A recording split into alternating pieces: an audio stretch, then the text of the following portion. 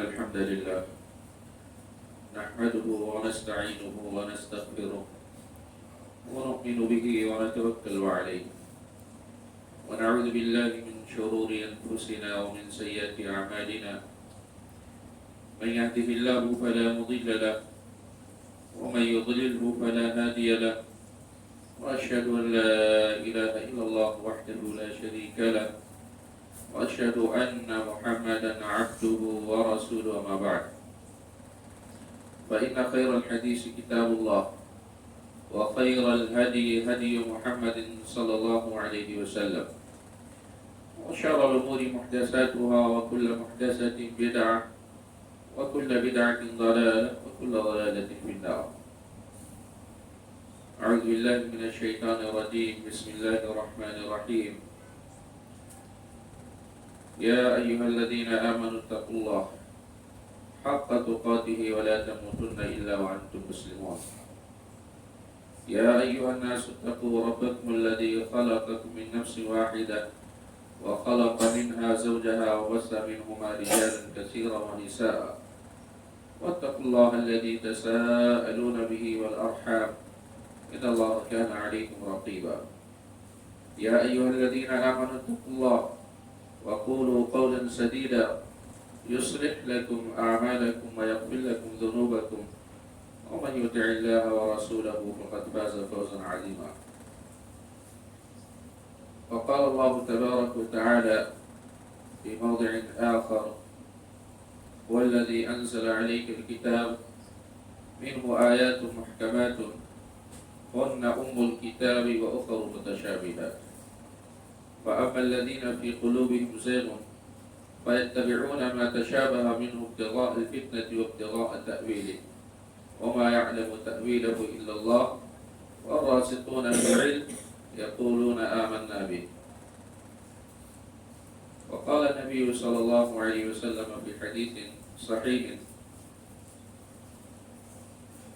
عن أبي هريرة رضي الله عنه قال قال رسول الله صلى الله عليه وسلم من يريد الله به خيرا يفقهه في الدين.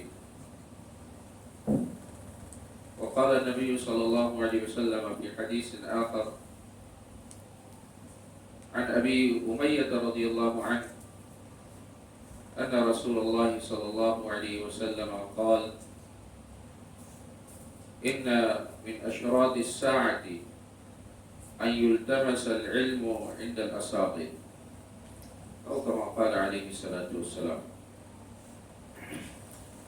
سامعین کرام، دینی اور ملی بھائیوں، حاضرین جمعہ، بزرگوں، نوجوان دوستوں، عزیز بچوں، سب سے پہلے اللہ رب العزت کی تعریف، اس کی حمد و ثنا، اس کی بڑائی، اس کی کبریائی، اس کی تسبیح، اس کی تحمید ہم تمام لوگوں کو کرنا چاہیے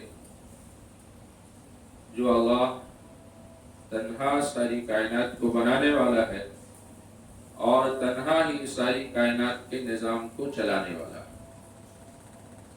نہ تو کائنات کے بنانے میں اللہ کا کوئی شریک اور ساجی اور سہیم ہے اور نہ ہی کائنات کے نظام کو چلانے میں کوئی اللہ کا شریک اور ساجی اور سہیم.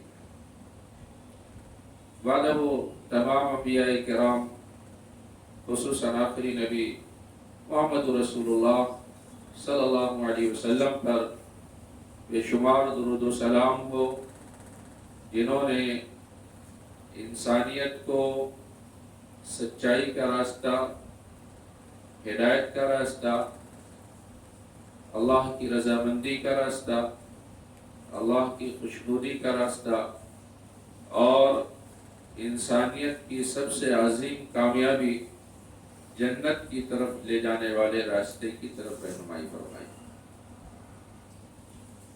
حضرات،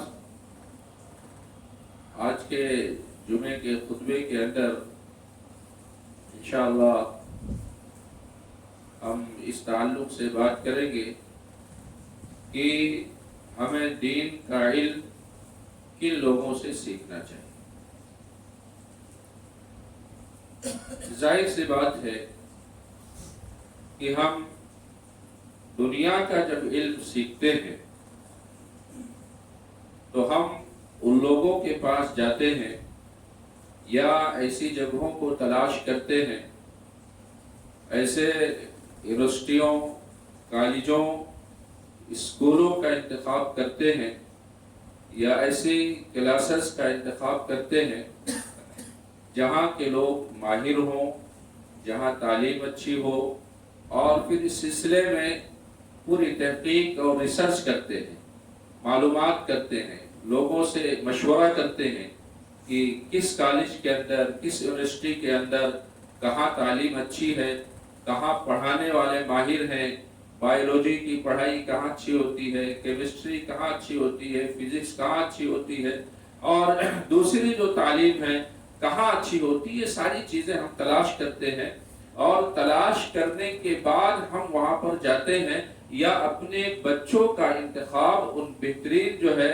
کالجز میں اور تعلیم کی ان بہترین جگہوں میں کرتے ہیں. جب دنیا کی تعلیم کے لیے ہم یہ چیزیں کرتے ہیں تو ظاہر بات ہے علم دین جس کی بنیاد پر یا تو ہماری آخرت سنور جائے گی، اور اگر ہم کہیں غلط جگہ پہ چلے گئے تو اس کی بنیاد پر ہماری آخرت بگڑ بھی جائے گی.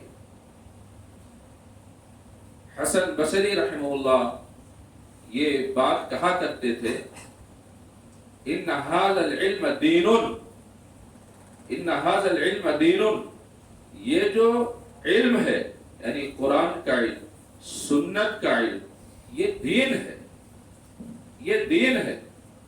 اور ظاہر بات ہے کہ دین کی معلومات صحیح اگر ملی تو آدمی کی نجات ہے، اور دین کی معلومات اگر آدمی غلط ملی، صحیح نہیں مل سکی، تو آدمی بدعات میں، خرافات میں، رسم و رواج میں، غلط راستے پر، گمراہی کے راستے پر، گمراہی کی ڈگر پر جا کر کھڑا ہو جائے گا.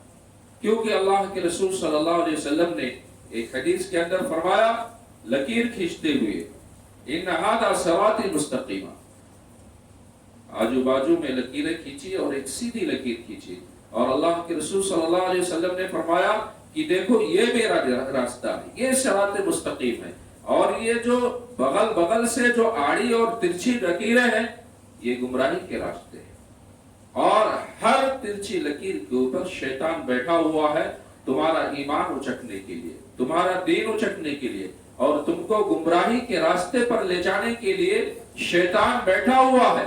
ذرا سا اگر تم دھوکہ کھائے، ذرا سا تم ادھر سے ادھر ہوئے تو شیطان تمہارے دین کو اچک لے گا، شیطان تم کو گمراہ کر دے گا، اور شیطان تم کو بھٹکا دے گا.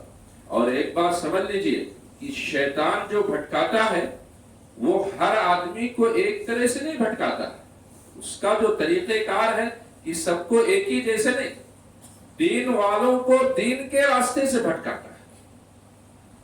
دین والوں کو جو دین کے سلسلے میں جن کے اندر تڑپ ہوتی ہے یا دینی مزاج ہوتا ہے، ان کو دین ہی کے راستے پر کسی اور جو ہے نہج پر لے جا کے، کسی اور طریقے پر لے جا کے، کسی اہل بدعت کے پاس لے جا کے، اور پھر گمراہی کا شکار بنا دیتا ہے. ہم اور سوچتے ہیں کہ حضرت آدم اور حوا جو پہلے انسان، ان کو شیطان نے کیسے بہکا دیا؟ جنت کے باسی، جنت میں رہنے والے، جنت میں رہ رہے تھے، اللہ نے روکا تھا وَلَا تَقْرَبَ هَذِهِ الشَّجَرَةَ. دیکھو جنت میں کہیں چاہو رہو، جہاں چاہو جاؤ، جس جگہ چاہو رہو، کوئی روک ٹوک نہیں ہے، بس ایک درخت ہے وَلَا تَقْرَبَ هَذِهِ الشَّجَرَةَ، اس درخت کے قریب مت جانا. تو شیطان نے ان کو کس طرح بہکایا؟ دراصل جو ہے آدم و حوا کی ایک خواہش تھی، اور وہ خواہش کیا تھی کہ ہم جنت سے کبھی نکالے نہ جائیں، ہم جنت میں ہمیشہ رہیں. یہ آدم و حوا کی خواہش. اور ظاہر بات ہے کہ جو بھی آدمی جنت میں چلا جائے گا کبھی بھی اس سے نکلنے کی تمنا نہیں کرے گا، اور وہ یہی سوچے گا جو آدم و حوا نے سوچا کہ ہم جنت سے کبھی نکالے نہ جائیں. یہ آدم و حوا سوچ رہے تھے. یہ اچھی خواہش تھی, یہ اچھی تمنا تھی, یہ ایک اچھا ان کا جذبہ تھا, لیکن اسی اچھے جذبے کی ایک پوائنٹ کے ذریعے, کمزوری کے ذریعے اس نے نکال دیا. یہ جو خواہش تھی شدید کہ ہم جنت ہی میں رہیں, تو اس نے کیا کہا؟ شجرۃ الخلد وقاسمهما انی لکما لمن الناصحین. اس نے قسمیں کھائی, ابلیس نے خوب قسمیں کھائی, قسموں پر قسمیں کھائی, اور یہ پوری طرح یقین دلانے کی کوشش کر دی کہ جس درخت سے اللہ نے روکا ہے وہ درخت شجرۃ الخلد ہے, وہ ملک لا یبلا, اور اس پھل کو کھانے کے بعد ایسی بادشاہت مل جائے گی کہ وہ بادشاہت کبھی فنا نہیں ہوگی, کبھی ختم نہیں ہوگی. یہ شجرۃ الخلد ہے, ہمیشہ ہمیشہ جنت میں رہنے والا پھل ہے. جس نے اس کو کھا لیا وہ ہمیشہ جنت میں رہے. دیکھیے کس طرح گمراہ کرتا شیطان. ان کی خواہش تھی جنت میں رہیں, اور اس درخت کو, جو درخت جنت سے نکلوانے والا تھا, قسمیں کھا کر اس نے یقین دلایا کہ یہ درخت جو ہے ہمیشہ ہمیشہ جنت میں رکھنے والا ہے, اور اللہ نہیں چاہتا ہے کہ تم ہمیشہ جنت میں رہو. شجرۃ الخلد, یہ شجرۃ الخلد ہے. بالآخر جس خواہش پہ انہوں نے کھایا کہ ہم ہمیشہ ہمیں جنت میں رہیں گے, اور وہی درخت ان کو جنت سے نکلوانے کا سبب بن گیا. تو شیطان اپنا کام ہر ایک پر اپنا پھندا الگ طریقے سے ڈالتا ہے. کس کی کیا کمزوری ہے, کس کو کہاں سے بہکایا جا سکتا ہے, کس کو کس راستے سے گمراہ کیا جا سکتا ہے, وہ شیطان ٹوہ میں لگا رہتا ہے. کس کی کمزوری کیا ہے وہ لگا رہتا ہے. دنیا داروں کو دنیا داری کے راستے سے گمراہ کرتا ہے, اور دینداروں کو دینداری کے راستے سے گمراہ کرتا ہے. اس کے جال الگ الگ ہیں, الگ الگ طریقے سے بہکاتا ہے. تو یہ علم دین, حضرت حسن بصری رحمہ اللہ نے فرمایا ان هذا العلم دین, یہ قرآن اور سنت کا علم جو ہے یہ دین ہے, یہ دین ہے. فانظروا امن تأخذون دینکم, تو اس بات کو قاعدے سے سمجھ لو, تم علم دین کس سے حاصل کر رہے ہو. جس سے علم دین حاصل کر رہے ہو اس کے بارے میں تحقیق کر لو, اس کے بارے میں سمجھ لو, اس کے بارے میں جان لو, اس کا عقیدہ کیا ہے, اس کی فکر کیا ہے, اس کا منہج کیا ہے. فانظروا امن تأخذون دینکم, اس کے بارے میں پوری ریسرچ اور تحقیق کر لو. جس طرح دنیا کے علم کے لیے تحقیق کرتے ہو, دین کا علم حاصل کرنے کے لیے, دین کو سمجھنے کے لیے بھی آپ جس سے علم حاصل کر رہے ہو اس کے بارے میں پوری تحقیق کر لو کہ یہ آدمی کی فکر کیا ہے, اس آدمی کا نہج کیا ہے, اس آدمی کا منہج کیا ہے.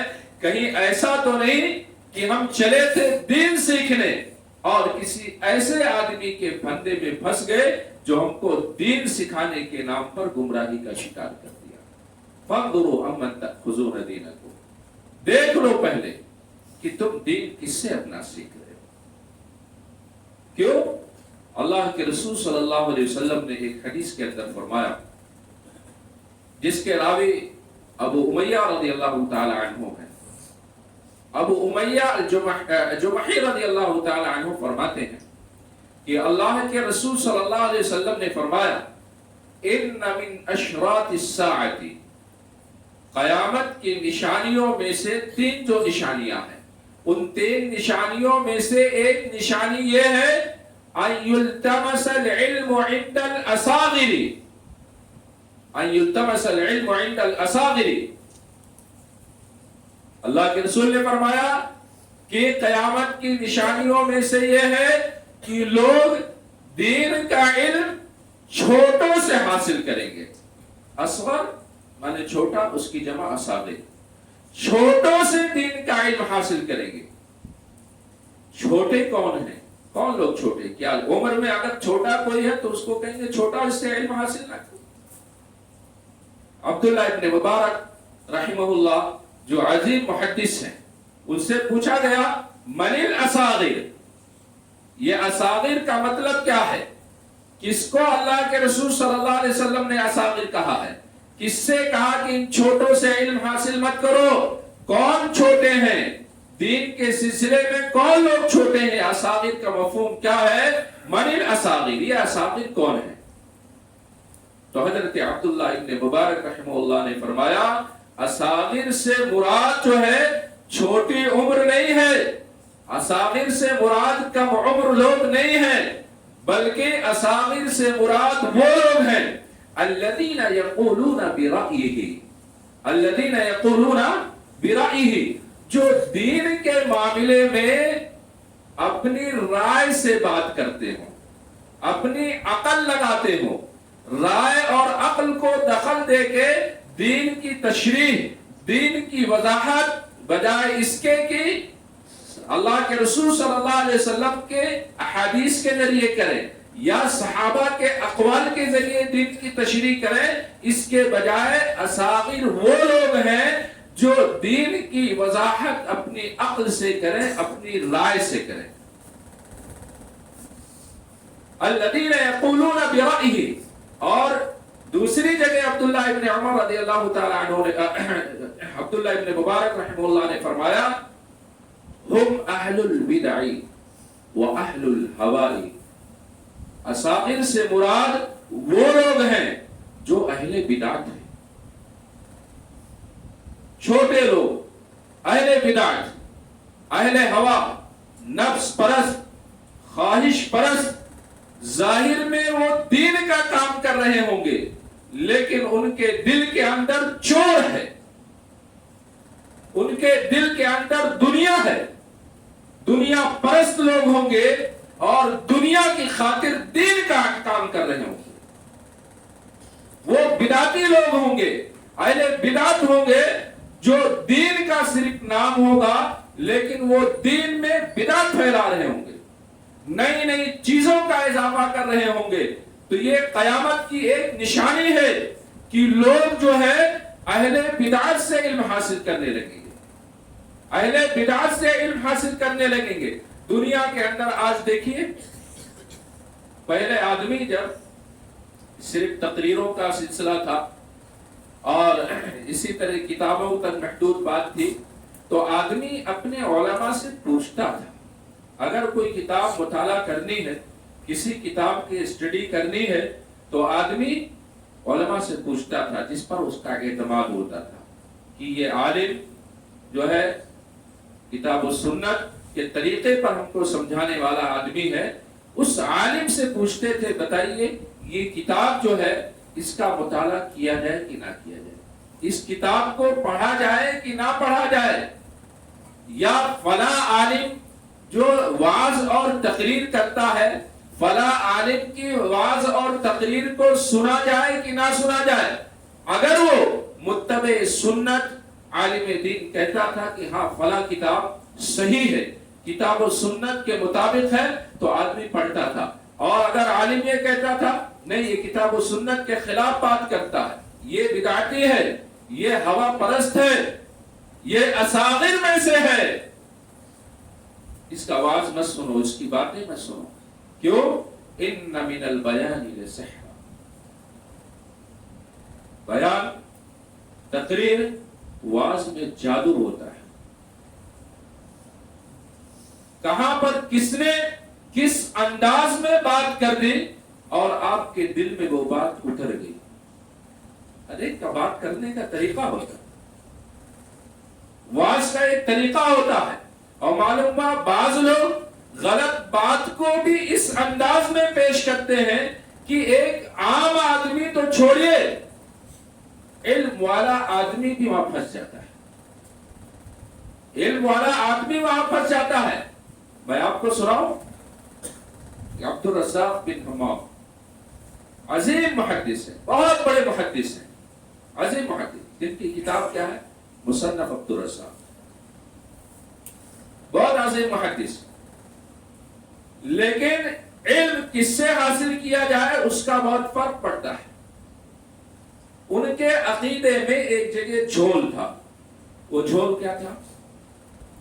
وہ حضرت علی رضی اللہ تعالی عنہ کو حضرت عثمان رضی اللہ تعالی عنہ پر فضیلت دیتے تھے کہ حضرت عثمان رضی اللہ تعالی عنہ سے حضرت علی رضی اللہ تعالی عنہ کیا ہے؟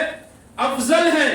حالانکہ اہل سنت والجماعت کا، متبعین سنت کا یہ عقیدہ ہے کہ جو خلفائے راشدین کی ترتیب ہے وہ من جانب اللہ ہے، وہ من جانب اللہ ہے. اللہ نے حضرت ابو بکر رضی اللہ تعالی عنہ کو پہلا خلیفہ بنایا، حضرت عمر رضی اللہ تعالی عنہ کو دوسرا خلیفہ بنایا، حضرت عثمان رضی اللہ تعالی عنہ کو تیسرا خلیفہ بنایا، حضرت علی رضی اللہ تعالی عنہ کو چوتھا خلیفہ بنایا. یہ ترتیب من جانب اللہ ہے اور یہ لوگ اسی ترتیب کے اعتبار سے افضل ہیں. نبی صلی اللہ علیہ وسلم کے بعد سب سے افضل حضرت ابو بکر رضی اللہ تعالی عنہ، اس کے بعد حضرت عمر رضی اللہ تعالی عنہ، اس کے بعد حضرت عثمان رضی اللہ تعالی عنہ، اس کے بعد حضرت علی رضی اللہ تعالی عنہ. یہ تینوں کا بالترتیب مقام ہے.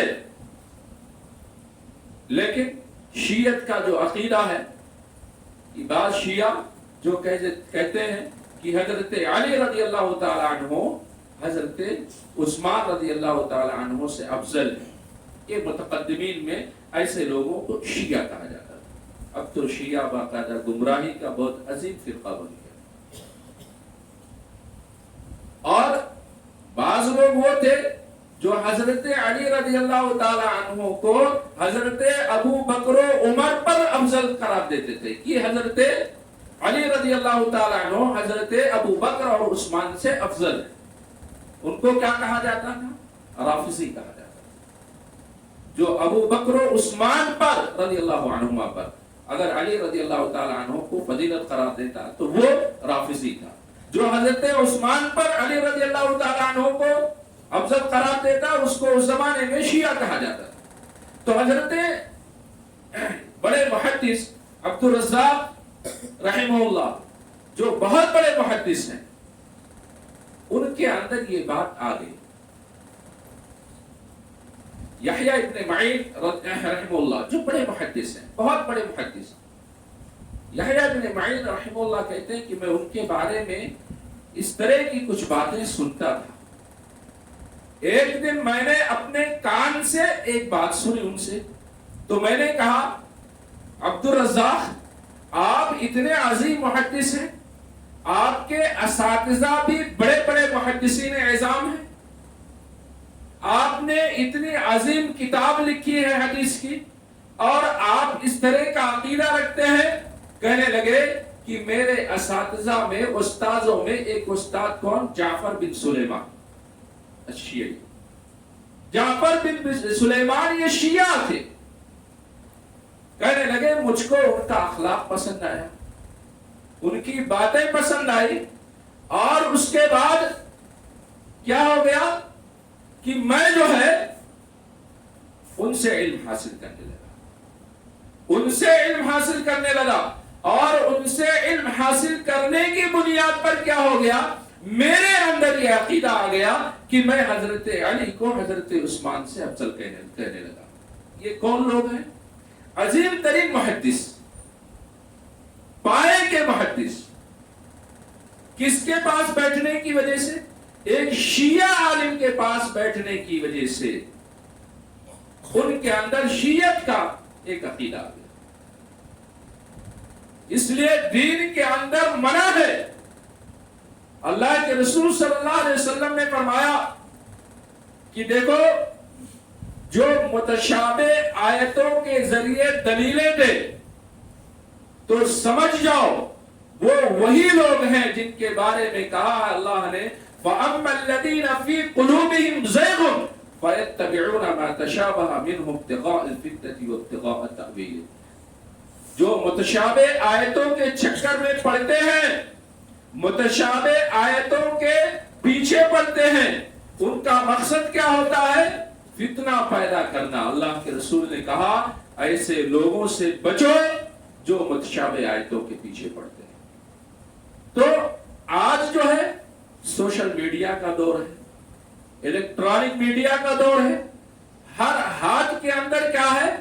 موبائل ہے. ہر ہاتھ میں موبائل ہے. اب آدمی آج جو ہے گمراہی کا شکار بے حد ہو رہا ہے. جو دیندار طبقہ ہے, جو بے دین طبقہ ہے, وہ تو غلط طریقوں سے گمراہ ہو ہی رہا, لیکن جو دیندار طبقہ ہے ان کو شیطان دینداری کے نام پر گمراہ کر رہا ہے, دین کے نام پر گمراہ کر رہا ہے. معلوم ہوا وہ تقریر اور وعظ سننے کے لیے کوئی بھی ویڈیو سامنے آئی, اب جو ہے معلوم ہوا ان کو اچھا لگا, بولنے والے کا انداز اچھا لگا, بولنے والے کی بات اچھی لگی, اور اس کی تقریر سننا کیا کر دیا؟ شروع کر دیا. حسن بصری رحمہ اللہ نے یہی فرمایا ہے, فانظروا امن تأخذون دینکم, ریسرچ کر لو, تحقیق کر لو کہ تم علم دین کی معلومات کس سے حاصل کر رہے ہو. کہیں ایسا نہیں کہ دین کے نام پر دین ملنے کے بجائے گمراہی مل رہی ہے. اور آج بڑی تعداد ایسی ہے جو بلا تحقیق, بلا اپنے علماء سے, متبعین سنت علماء سے پوچھے بغیر کسی کی بھی تقریر اور وعظ سننے لگتے ہیں اور پھر گمراہی کا شکار ہوتے ہیں.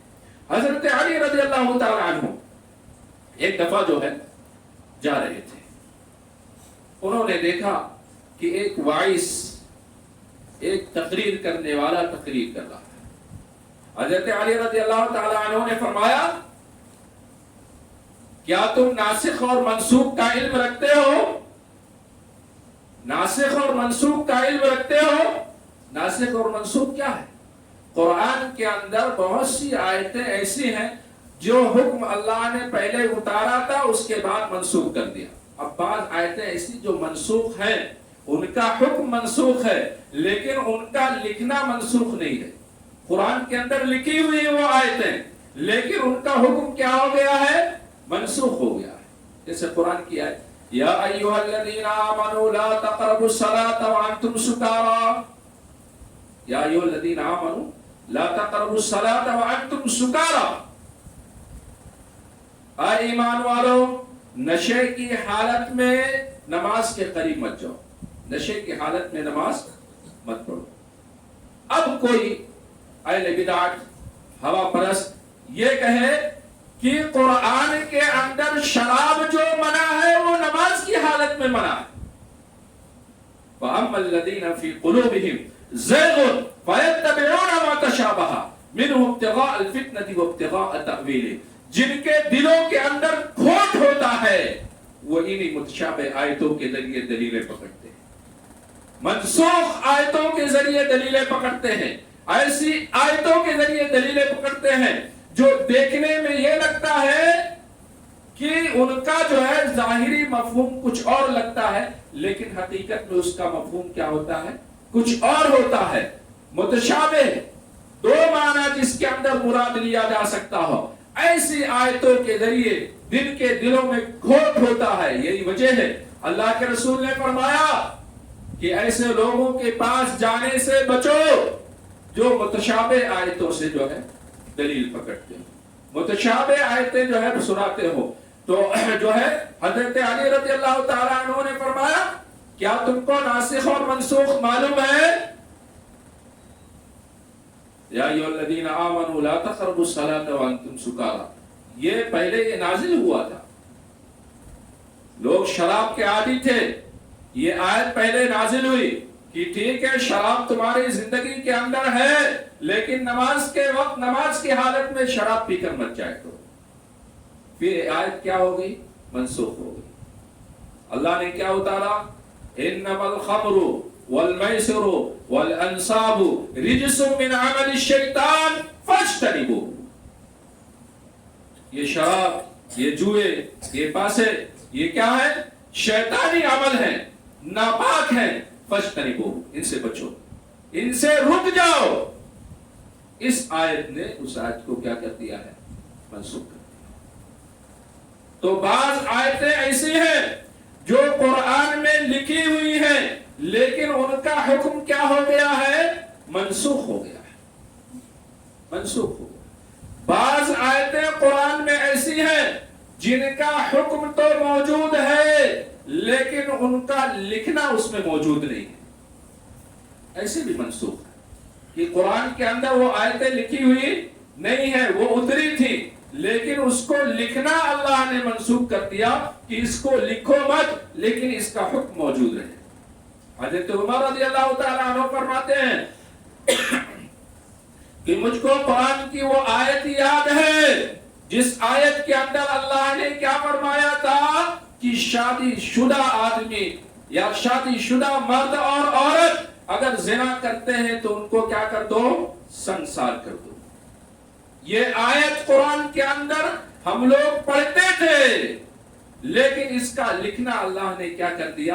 منسوخ کر دیا، لیکن جو ہے اس کا حکم باقی ہے، اس کا حکم باقی ہے۔ تو حضرت علی رضی اللہ تعالیٰ عنہ نے فرمایا اے وائس، اے تقریر کرنے والے، تم کو ناسخ اور منسوخ کا علم ہے؟ تم کو قرآن میں معلوم ہے کون سی آیت جو ہے ناسخ ہے کون سی منسوخ ہے؟ کہنے لگا نہیں معلوم ہے۔ کہنے لگے خود بھی گمراہ ہوگے اور دوسروں کو بھی گمراہ کرو گے، خود بھی گمراہ ہوگے دوسروں کو بھی گمراہ کرو گے۔ جب تک کسی کی اس کے بارے میں تمہاری تحقیق پختہ نہ ہو، مکمل نہ ہو، کسی حدیث کے بارے میں معلومات تمہاری پختہ نہ ہو، تب تک جو ہے دین اور اسلام کی نشر و اشاعت اس طرح کرنا جس طرح آج لوگ کر رہے ہیں درست نہیں ہے، معلومات پختہ نہیں ہے۔ یہی وجہ ہے محدثین کرام یہ بات کہا کرتے تھے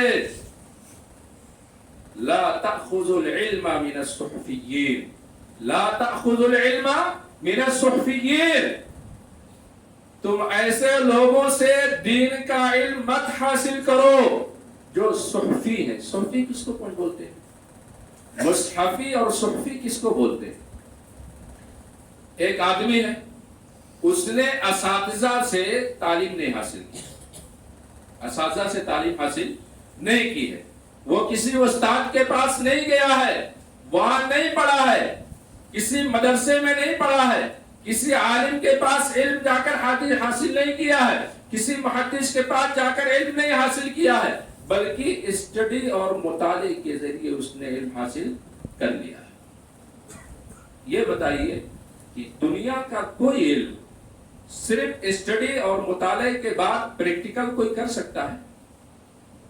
ڈاکٹر ایک ہے، وہ باقاعدہ ڈاکٹری کا علم جا کر اپنے اساتذہ سے سیکھتا ہے اور سیکھنے کے بعد پھر اس کو سند یا ڈگری ملتی ہے، پھر حکومت اس کو اجازت دیتی ہے کہ اب پریکٹس تم کر سکتے ہو، اب پریکٹس کر سکتے ہو۔ لیکن کوئی ایسا آدمی جس نے کتابوں کے ذریعے علم طب حاصل کر لیا ہو، میڈیکل کا علم حاصل کر لیا ہو، کیا کوئی گورنمنٹ، کوئی حکومت اس کو یہ کہہ سکتی ہے کہ ہاں تم پریکٹس کر سکتے ہو؟ اجازت ملے گی؟ نہیں۔ اگر پتا چلے گا کہ کوئی ایسا شخص ہے جس کے پاس ڈگری نہیں ہے، جس نے کتابوں کے ذریعے میڈیکل کا علم صرف حاصل کر لیا ہے، اس کے پاس ڈگری نہیں ہے اور پریکٹس کر رہا ہے، اس کی جگہ کیا ہوگی بھائی؟ جیل۔ اس کی جگہ کیا ہے؟ جیل میں جاؤ، کیونکہ اس نے اساتذہ سے علم حاصل نہیں کیا۔ کیوں؟ ہر لائن کے اندر، ہر شعبے کے اندر، ہر ڈپارٹمنٹ کے اندر کچھ باریکیاں ہوتی ہیں، کچھ کوڈ ہوتے ہیں، لکھا رہتا اتنا سا اور اس کی تفصیل کتنی ہوتی ہے؟ اتنی ہوتی ہے۔ اس کو کون سمجھاتا ہے؟ میڈیکل کی لائن کی زبان الگ ہوتی ہے، انجینئرنگ کی لائن کی زبان الگ ہوتی ہے، اور لا قانون کی زبان الگ ہوتی ہے۔ ایک انجینئر قانون کی زبان سمجھ پائے گا؟ قانون کی جو زبان ہے، بھلے کتنا بھی انگریزی جانتا ہو، قانون کی زبان سمجھ پائے گا؟ نہیں سمجھ پائے گا جب تک اس کے ماہرین سے علم حاصل نہیں کرے گا۔ ایک انجینئر طب اور میڈیکل کی زبان کو اور اس کے جو کوڈ ہوتے ہیں، اس کی جو اصطلاحات ہوتی ہے، ان اصطلاحات کو سمجھنا مشکل ہے جب تک جو ہے طب اور میڈیکل کے ماہروں سے علم نہ حاصل کیا ہو۔ تو یہ دین بھی ہے، اس کی باریکیاں ہیں۔ اصول حدیث ایک الگ فن ہے، جرح و تعدیل ایک الگ فن ہے، فن حدیث ایک الگ فن ہے، فن تفسیر ایک الگ فن ہے، اصول تفسیر ایک الگ فن ہے، فن تاریخ ایک الگ فن ہے۔ دنیا بھر کے علم دین کے اندر ہے، اور آدمی ماہرین اساتذہ سے نہ سیکھے، اس کے ماہروں سے نہ سیکھے تو کیا ہوگا؟ خود بھی گمراہ ہوگا اور دوسروں کو بھی گمراہ کرے گا۔ اکثر ایسے لوگ جنہوں نے اساتذہ سے علم حاصل نہیں کیا ہے، وہ خود گمراہ ہوتے ہیں اور دوسروں کو بھی گمراہ کرتے ہیں۔ یہی وجہ ہے کہ محدثین یہ بات کہا کرتے تھے، لا تأخذ العلم من الصحفیین من المصحفین، کہ وہ آدمی جس نے علم صرف کتابیں پڑھ کر حاصل کر لیا ہو، اساتذہ سے نہ سیکھا ہو، وہ آدمی جس نے حدیث کو صرف کتابیں پڑھ پڑھ کے حاصل کیا ہو، اساتذہ سے نہ سیکھا ہو۔ مصحفی کس کو کہتے ہیں؟ وہ آدمی جس نے مصحف سے، قرآن مجید سے صرف پڑھ کر اور مطالعہ اسٹڈی کے ذریعے حاصل کر لیا ہو، اساتذہ سے فن تفسیر نہ سیکھا ہو، اصول تفسیر اس نے نہ سیکھا ہو کہ کس آیت کی تفسیر کیا ہے کیا نہیں ہے، ماہرین سے نہ سیکھا ہو، تو محدثین کرام یہ بات کہا کرتے تھے، لا تأخذ العلم من الصحفیین۔ ایسے لوگ جو صرف کتابیں پڑھ کے اور پھر اس کے بعد علم پھیلانا شروع کر دیا، ایسے لوگوں سے علم حاصل مت کیا۔ کیوں؟ وہ خود گمراہ ہوں گے اور دوسروں کو بھی گمراہ کریں گے۔ آج کسی سے بھی علم حاصل کرنا لوگ شروع کر دیتے ہیں، یا آدمی ذرا قرآن کا مطالعہ کیا اور حدیث کا مطالعہ کیا اور اس کے بعد کیا ہوا؟ آج تو چینل بنانے کا ایک شوق چل گیا۔ چینل ہے، کوئی بھی آدمی چینل، ہر چھوٹا بڑا چینل ہے، یوٹیوبر وہ بنانے کا شوقین، اور ہمارے ویورز اس چینل کو دیکھنے والے زیادہ سے زیادہ ہو جائیں، ایسی باتیں کرتا ہے، جھوٹ بھی بولتا ہے۔ پرانے زمانے میں ایک آدمی بیگن بیچتا تھا، بیگن کوئی لیتا نہیں تھا، تو اس نے کیا کیا؟ ایک حدیث گڑھی اور کہنے لگا کہ اللہ کے رسول صلی اللہ علیہ وسلم کو بیگن بہت پسند تھا، اللہ کے رسول صلی اللہ علیہ وسلم کو بیگن بہت پسند تھا۔ اب وہ حدیث گڑھ کے اور اس حدیث کو سنانا شروع کیا، کہ اللہ اس کا بیگن بکنا شروع۔ تو صحفیوں سے بچو، ایسے لوگ جو چینل اپنا چلانے کے لیے، دنیا کمانے کے لیے، دین کے نام پر دنیا کما رہے ہیں، ایسے لوگوں سے بچیے، اور علم دین ماہرین علماء سے حاصل کیجیے۔ ایسے لوگ جو دین کا صحیح علم رکھتے ہوں، دین میں ماہر ترین لوگ ہوں، ایسے لوگوں سے جو ہے حدیث سیکھیے اور قرآن سیکھیے۔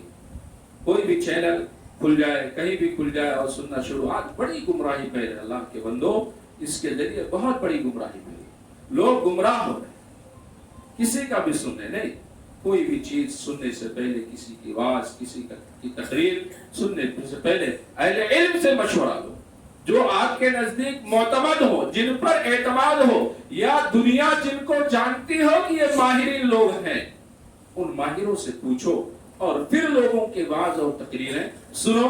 اپنی مرضی سے یوں ہی دین علم حاصل کرنے کی کوشش کرو گے تو وہ گمراہ ہونے والے خود بھی گمراہ ہوں گے اور دوسروں کو بھی گمراہ کریں گے۔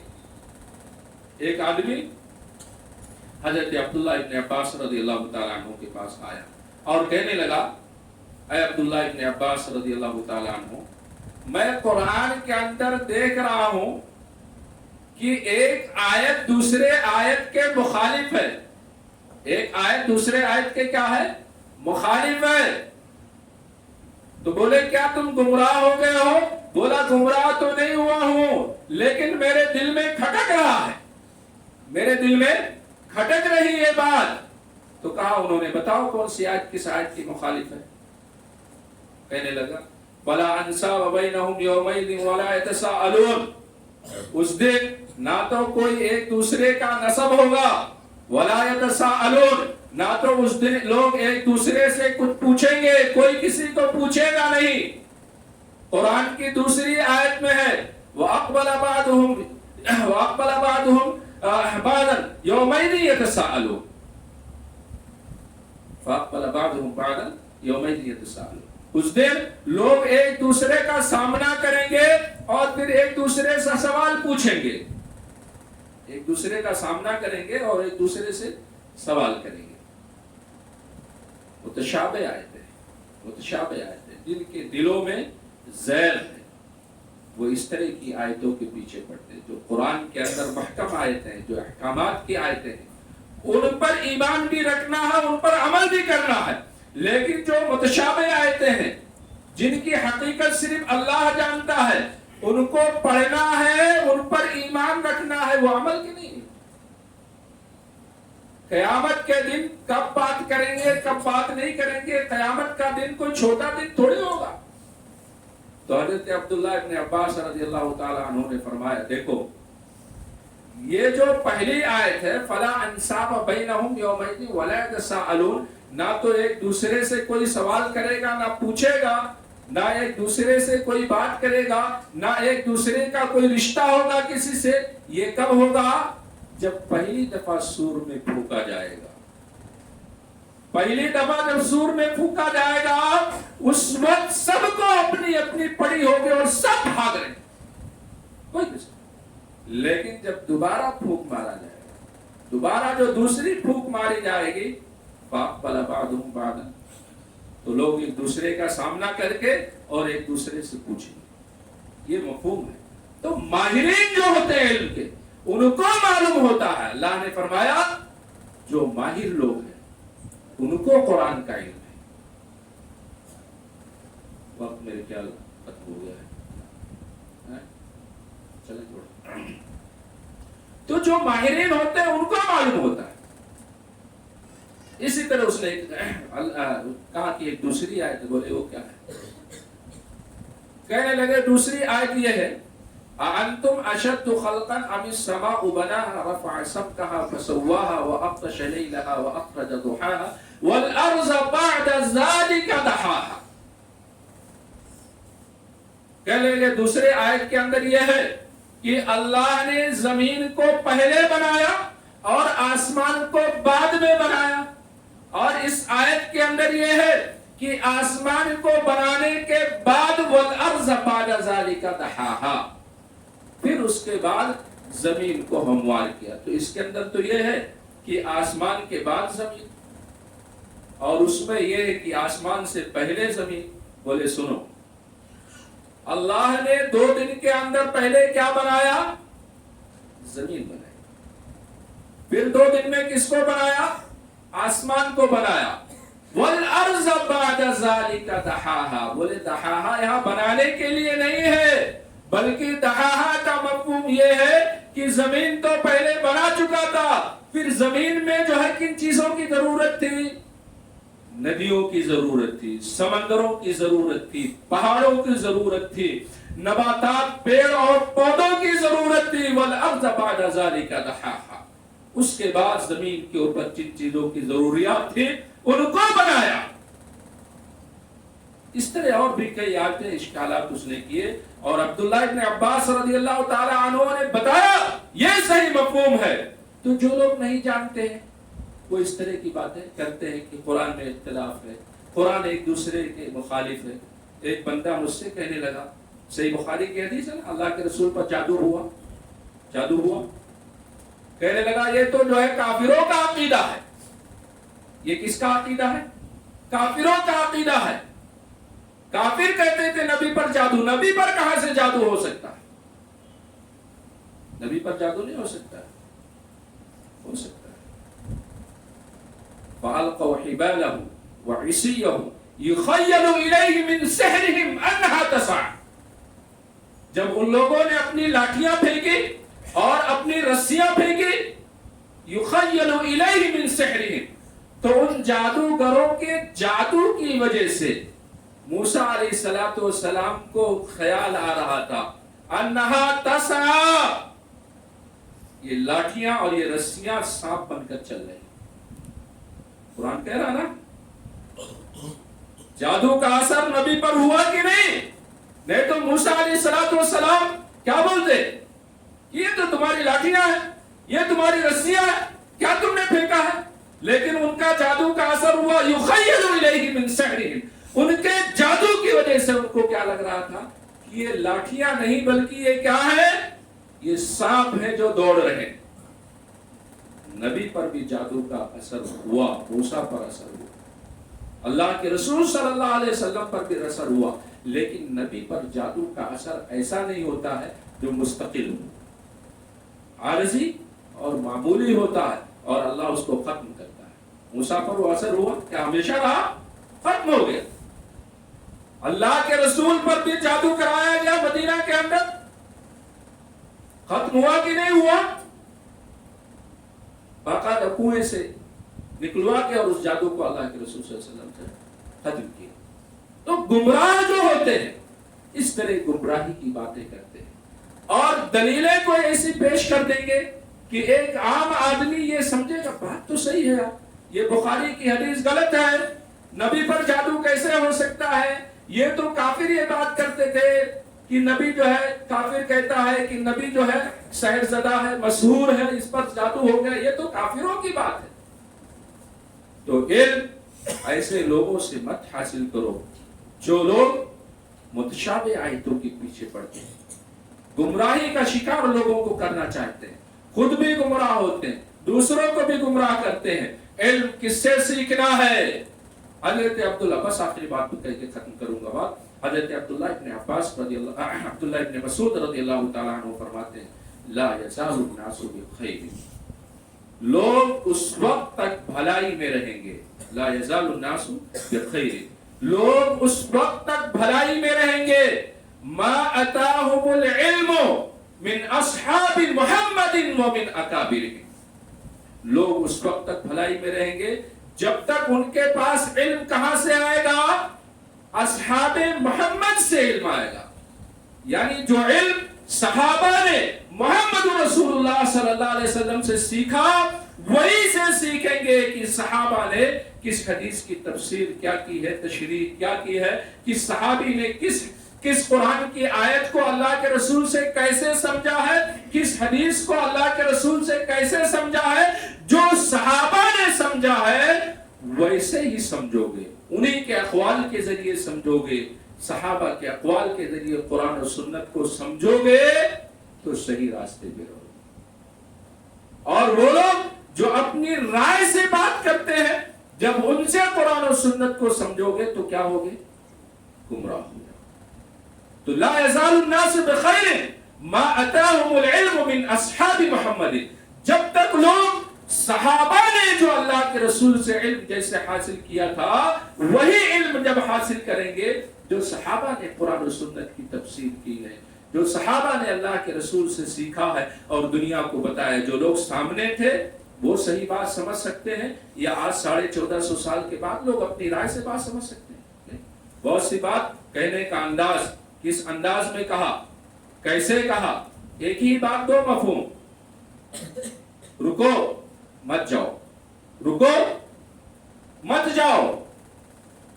اب آدمی کوئی بعد میں یہ بات لکھی ہوئی ہے رکو مت جاؤ تو اس کا دو مفہوم سمجھ لے گا کہ نہیں؟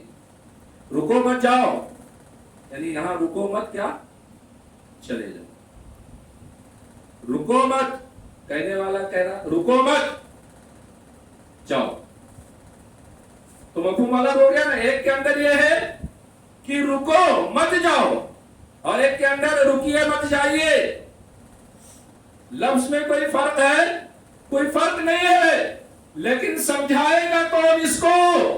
جو سامنے بیٹھا تھا، جو سامنے بیٹھا تھا اور اس نے کہا کیسے ہے، تو بعض باتیں اس کے انداز سے سمجھ میں آتی ہیں، سننے والا صرف پتا پاتا ہے اس کا مفہوم کیا ہے، بعد والا اس کو پتا نہیں پائے گا۔ لا يزال الناس بخير ما اتاهم العلم من اصحاب محمد ومن اکابرهم، جب تک صحابہ نے جو علم سیکھا اللہ کے رسول سے، اور صحابہ کا علم جب سیکھو گے تب صحیح بات، تب تک خیر اور بھلائی رہے گی، اور تابعین نے جو سیکھا ہے صحابہ سے اسی طرح تم سیکھو گے تب خیر میں رہو گے۔ اور جب لوگ اصاغر سے علم سیکھنے لگیں گے، حین ذالک حلقوا، اہل بدعت سے علم سیکھنے لگیں گے، ہوا پرستوں سے علم سیکھنے لگیں گے، اپنی عقل اور رائے سے بات کرنے والوں سے علم سیکھنے لگیں گے، حین ذالک حلقوا، تب لوگ ہلاک اور برباد ہو جائیں گے، گمراہی کے شکار ہو جائیں گے۔ اللہ تبارک و تعالیٰ سے دعا ہے کہ اللہ تبارک و تعالیٰ ہم تمام لوگوں کو دین کا صحیح فہم اور دین کی صحیح معلومات عطا فرما۔ ربنا لا تزغ قلوبنا بعد إذ هديتنا، اے اللہ ہدایت کے بعد ہمارے دلوں کو ٹیڑھا مت کر۔ یہ دعا پڑھتے رہیے، ربنا لا تزغ قلوبنا بعد إذ هديتنا، اے اللہ ہدایت کے بعد ہمارے دل کو ٹیڑھا مت کیجیے۔ اللہ سے ہدایت مانگتے رہیے، اللہ تبارک و تعالی ہمیں اپنے دین کی صحیح رہنمائی اور ہدایت عطا فرما۔ اے اللہ جب تک ہم زندہ رہیں صحیح راستے پر رہیں، کتاب و سنت کے راستے پر رہیں، اسلاف اور صحابہ کے راستے پر رہیں۔ اے اللہ جب بھی موت آئے تو کتاب و سنت کے راستے پر موت آئے، ایمان پر موت آئے۔ آمین تقبل یا رب العالمین۔ بارک اللہ علی ولکم فی القرآن العظیم ونفعنی وإیاکم بالآیات والذکر الحکیم، انہ تعالی جواد کریم غفور رحیم۔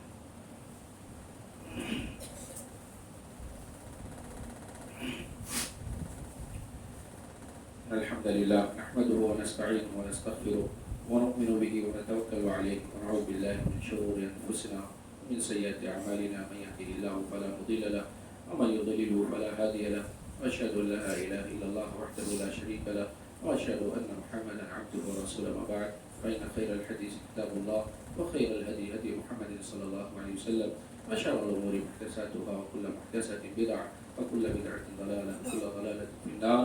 أعوذ بالله السميع العليم من الشيطان الرجيم، إن الله وملائكته يصلون على النبي يا أيها الذين آمنوا صلوا عليه وسلموا تسليما، اللهم صل على محمد وعلى آل محمد كما صليت على إبراهيم وعلى آل إبراهيم إنك حميد مجيد، اللهم بارك على محمد وعلى آل محمد كما باركت على إبراهيم وعلى آل إبراهيم إنك حميد مجيد۔